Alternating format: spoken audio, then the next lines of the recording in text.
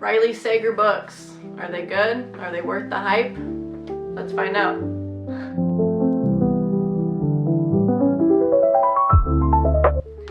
Hey everyone, welcome back. We're breaking down 4 Riley Sager novels using a new rating system that I've put together for this channel. My reviews from here on out are going to be out of 10 points, and the way I have it split up is I have 5 different categories, each that I rate on a 2-point system. And then after that, I add them all together, and that'll give me my final score out of 10. The 5 categories that I'm going to use in my book reviews are plot, pacing, character development, writing style, and then emotional depth. I want something that has got a clear and concise plot, and something that I can't poke a lot of holes in. For pacing, I really want it to be focused on how can we get to the plot, but how do we do it in such a way where it's not a rush and I actually do get to dive into what's happening in every section of the book and it's not just glossed over really quick. The third one, and one of the most important ones to me, is characters and their character development. I want to read a book with characters that I feel like I understand, that I feel like are meaningful and have depth to them. I don't necessarily need to like every character, but I want the characters to feel real, and I want their motivations to be something that makes sense based off of who they are as people. And then along with the character development, depending on the story, obviously every plot brings its own realistic change within the characters, but I do want to see something of meaning when it comes to my characters evolving as people.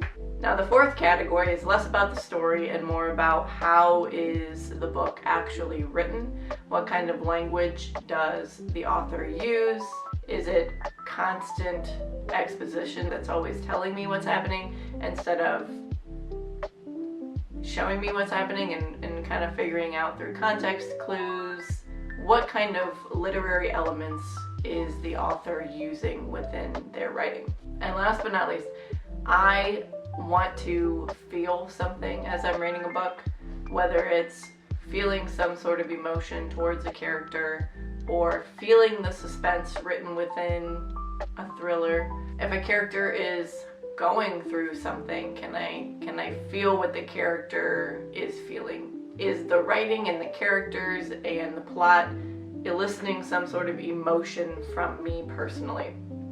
And obviously that it's all subjective, but that one is probably the most subjective of how did I feel whenever I read this book.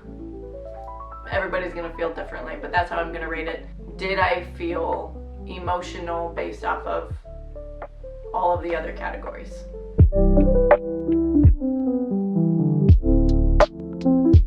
Alright, so let's get into it. I am going to give you the ratings of these books in the order that I read them. With Riley Sager, the first time I ever heard of Riley Sager was from a different book review, and they read The House Across the Lake. Thought it was a fantastic book, thought it had a really great plot and a lot of good twists, and that review made me want to read it. So when I choose books to read, I don't typically like to go out and just buy a new book. Books can be pretty expensive, and I don't like buying them if I don't know if I like it or not. So a lot of times I will rent it from my library. I also sign up for Kindle Unlimited. Unfortunately, I don't think there's any Riley Sager books on Kindle Unlimited, so I was waiting for The House Across the Lake through my local library. And so in the meantime, I read some other Riley Sager books to kind of see what he was all about. So the first one I read was The Last Time I Lied. So The Last Time I Lied is about our main character Emma, who when she was 13 had gone to Camp Nightingale, and there was a tragedy where 3 girls from that camp had gone missing. And so our main character has a lot of deep trauma from that event. So this story is about her kind of battling that trauma and then going back to the camp as a camp counselor now and seeing what unfolds from there. So this story has dual timelines. You're recounting what had happened in the past the first time through the main character's memories, and then you're also experiencing what's happening now as she is a counselor at the camp herself. This book, for the plot, I rated it a 1 out of 2. I thought the premise was fine. Our main character has a lot of trauma, which I think is realistic from what she had experienced, and so watching her kind of battle that internally as events are unfolding around her, I thought it was decent. But the end of it and some parts of it just felt kind of a little over the top, and it was a little over dramatic for me. As far as pacing goes, I thought there were some points where I was just bored. It just felt like it was slow moving.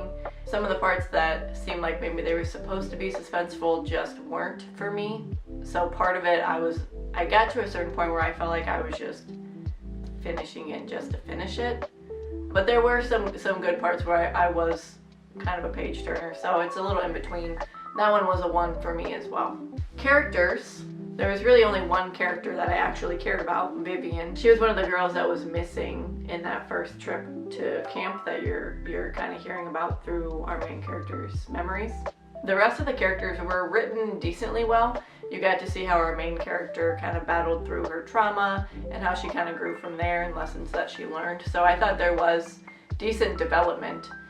I just didn't really care about the characters. It wasn't that I disliked them, they weren't written in a way to make me interested in them. That one was a 1 for me as well. Writing style, I went with a 1.5 out of 2. I thought it was written well enough where I was immersed in the story. I wasn't always thinking about the writing. I was actually thinking about the story and experiencing the story as it goes. But there was something about it that just didn't grip me, didn't keep me pulled in. I felt like some of it was pretty straightforward, kind of told to you. Not a lot of consistent discovery on my own. I felt like my brain wasn't trying to work through things so much. Maybe that had to do with the pacing of the book. And then finally, emotional depth. I rated this a 1. It didn't really connect with this story emotionally. I mostly just felt bored a lot through this book, or maybe annoyed with some of the character decisions. The suspense was decent. The payoff was okay. There was, like I said, it kind of went over the top a little bit, so the payoff wasn't as rewarding because of that. But like I said, the suspense was good enough. It kept me reading enough that I didn't put it down.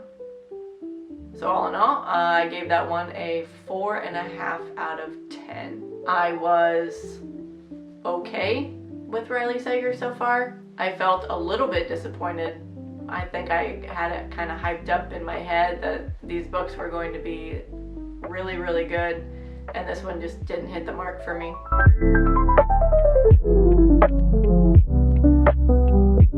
Alright, so book number 2. House Across the Lake has not come into my library yet, so I pick up Lock Every Door. Lock Every Door is about our main character, Jules. She has had an unfortunate history up till now. When she was younger, her older sister went missing, and then a few years before the book starts, both of her parents die in a house fire. Most recently, she also lost her job and found out her boyfriend was cheating on her, so things are not going well for Jules. She sees an ad to be a room setter for the Bartholomew Hotel. They want people in all of the rooms. They never want to have empty rooms. So all she has to do is sit in this hotel. So her idea is that she will stay in this hotel, gives her a place to live, gives her money until she is kind of back on her feet again, until she can find a job and find a new place to live. So perfect scenario, right? Wrong. Not good. Things start going bad at the hotel, obviously. And so then Jules has to kind of figure out what is going on and try to keep herself safe.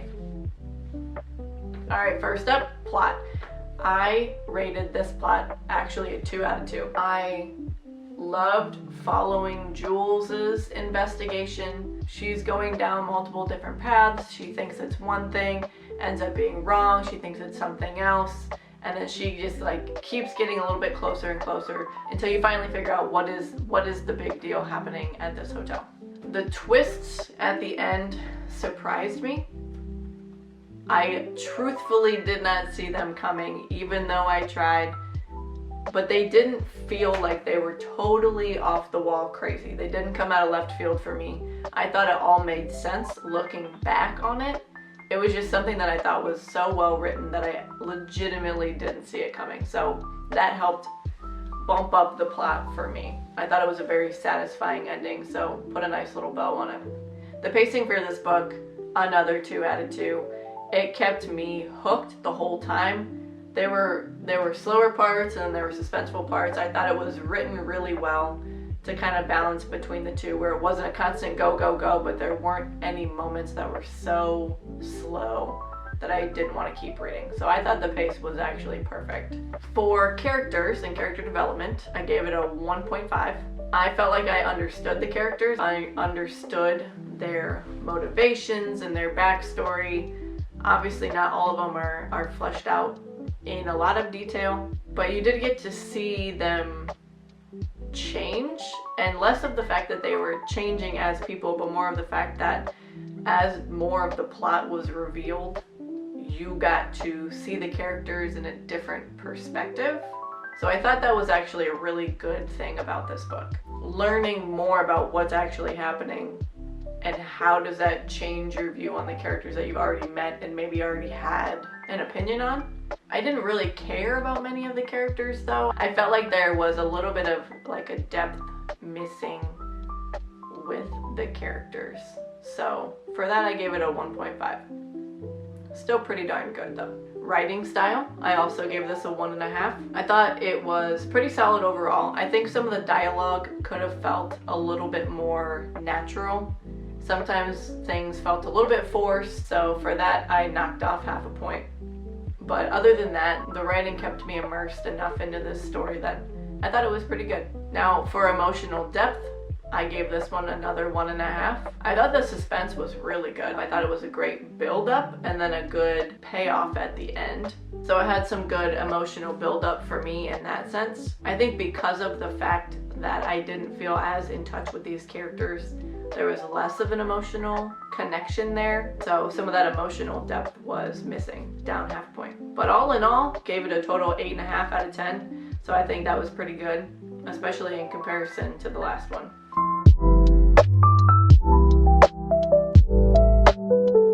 Alright, on to the third one. Survive the Night. This one sounded really good to me from the start. I was excited to read this one. So this book takes place in 1991, I believe. Our main character, Charlie, needs a ride home from school. She doesn't want to finish out the semester because her roommate and best friend had just recently been murdered. So she's really going through it. She's having a tough time and she doesn't want to be at school anymore. She doesn't want to face the reminders of her friend and just constantly being there. So she needs a ride home, but she doesn't have a car. Her boyfriend can't give her a ride home until like the next month, but she doesn't want to wait that long. So she puts up her number on a rideshare board, and this guy reaches out to her, says, "Hey, I'm heading that way. I can give you a ride home." So she says yes, and the whole book is about their ride and the suspicions that Charlie starts to get as she is riding home with this strange man that she doesn't know, that she willingly got in a car with, even though her friend was just murdered by somebody that they don't know. They haven't caught the murderer. So that's what's happening. For Survive the Night, the plot, I gave it a half of a point. I thought the premise was decent, but then knowing the details behind why she is taking a ride home and why she is taking a ride home with a strange man that she doesn't know, it was irritating to me. I thought the main character's choices consistently just were dumb. And it was just irritating to read it. It was a lot of those moments of like, what is she doing? Why is she making this decision? Why is she going through with this? And I felt like to get to the same ending that they did, and to even hit some of the main points throughout the story, it could have happened in different ways that still led to the same conclusion. Her decisions were consistently bad, and that's why she ended up where she was. But it could have been written in a different way where she still made good decisions. She just ended up in the same bad spot. I don't know. The plot was irritating to me. The pacing was a 1 for me. I thought most of it was pretty decent, but there were some parts that lulled and some parts that really dove into the main character's inner thoughts. Some of those moments really dragged on for me, and I just kind of wanted to brush through them, get back to the main plot. So, a 1. The characters. I don't think there was a single character that I liked in this book, but to give credit where credit is due, I think we saw some growth with our characters. I think we saw some change there. I could see with how the character was written, multiple characters, I could see the motivations behind some of these decisions that each character made. And most of the time it made sense. That's why I gave the character score at least a 1. I didn't think the characters had that much depth, but there was at least some growth and some motivations there that I thought was enough to give it a 1. Writing style, also a 1. I thought in general it was fairly decent. Kept me immersed enough, but I thought that there was a lot of repetition with some of these same ideas and themes. It was just a little bit much at times with how repetitive these things were. I didn't love it, but it wasn't terrible. Now, emotional depth, I gave it half of a point. I thought there was enough suspense to not give this a 0. But the emotion that I felt the most was just frustration and annoyance with the decision making that our main character had. So if I read a book and I just feel frustrated with how it's happening, I think that's probably a bad sign. Overall, this one was also a 4.5.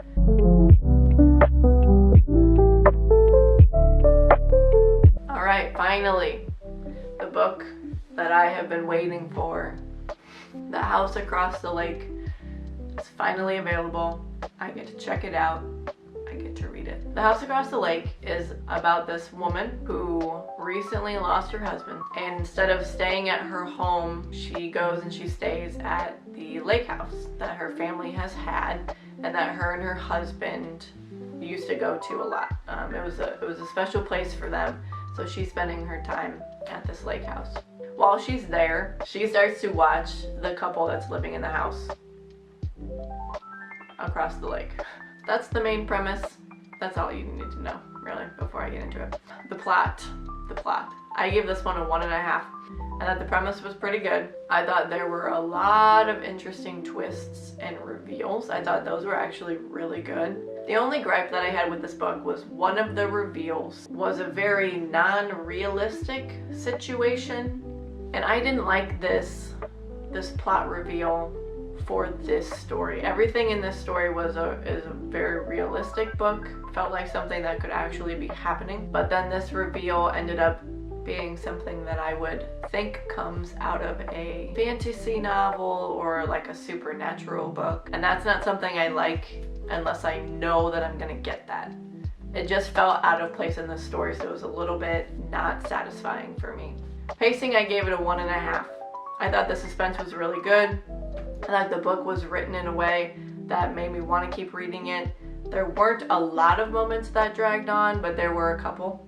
Characters, I gave that a 1.5. I thought the main character and what she is going through was written really well, showed us her emotional state and what she's kind of dealing with the fact that her husband died.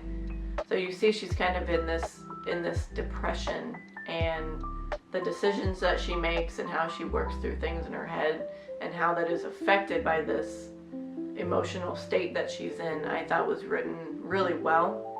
And then you can see her connection with other characters too. You just don't get to know a ton about some of the other characters. So there's a little bit of that missing for me, but the main character I thought was done really well.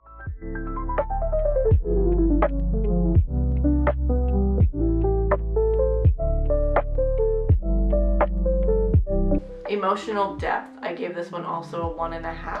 I could really feel the tensions and the emotions very clearly.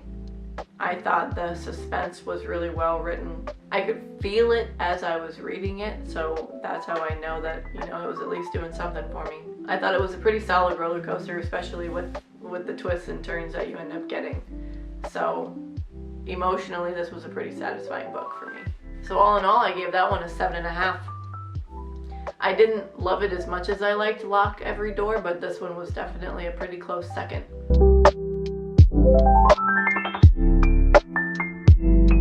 So that was my introduction to Riley Sager. I thought I got a pretty good range of books that I didn't love, but books that I thought were actually pretty good. So do you agree with how I ranked them, or maybe do you have a different book that you actually thought should have been higher ranked?